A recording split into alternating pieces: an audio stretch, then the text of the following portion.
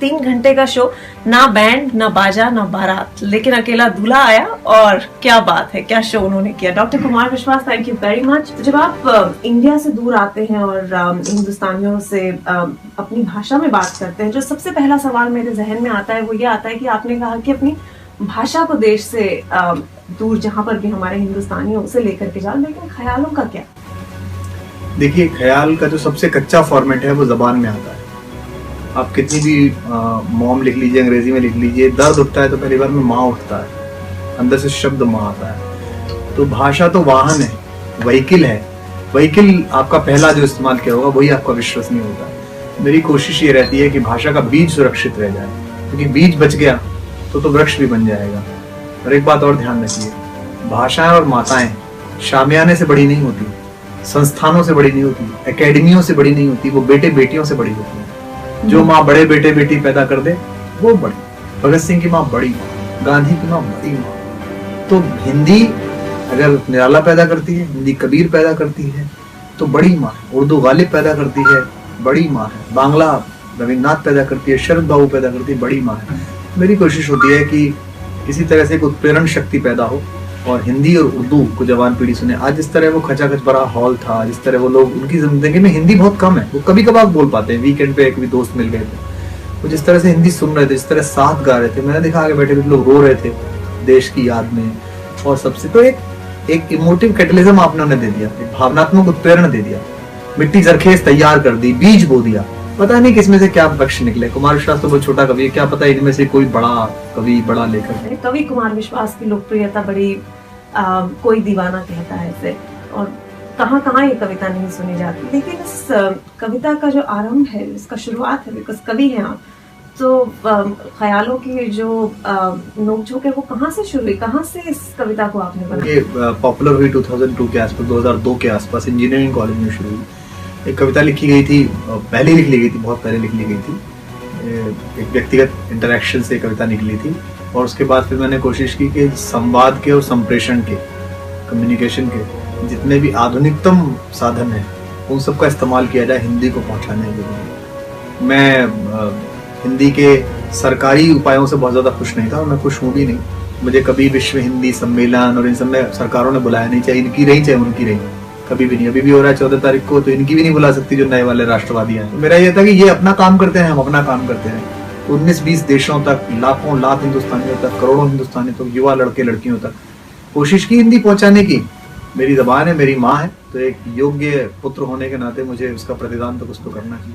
मैंने कहा पहले कवि कुमार विश्वास की कवि बात करेंगे, उसके बाद में पॉलिटिशियन, लेकिन आप मेरा पॉइंट भटक गए। मैंने कहा ये जो कविता थी आखिर में ये सोच आई कहाँ से? बहुत निजी है, इसको मैं आपसे क्या बांटूं। लेकिन मैं कहूँ मैं कवि ही हूँ। आज मैं सुबह चंद्रगुप्त से चाणक्य का एक स्टेटमेंट पढ़ रहा था, आचार्य चाणक्य का, जब घनानंद ने कहा कि तुझे क्या चाहिए, भिक्षा चाहिए कि छात्रवृत्ति चाहिए, क्या चाहिए? तो उसने कहा मेरी भिक्षा की चिंता मत करो ना घनानंद, मैं शिक्षक हूँ।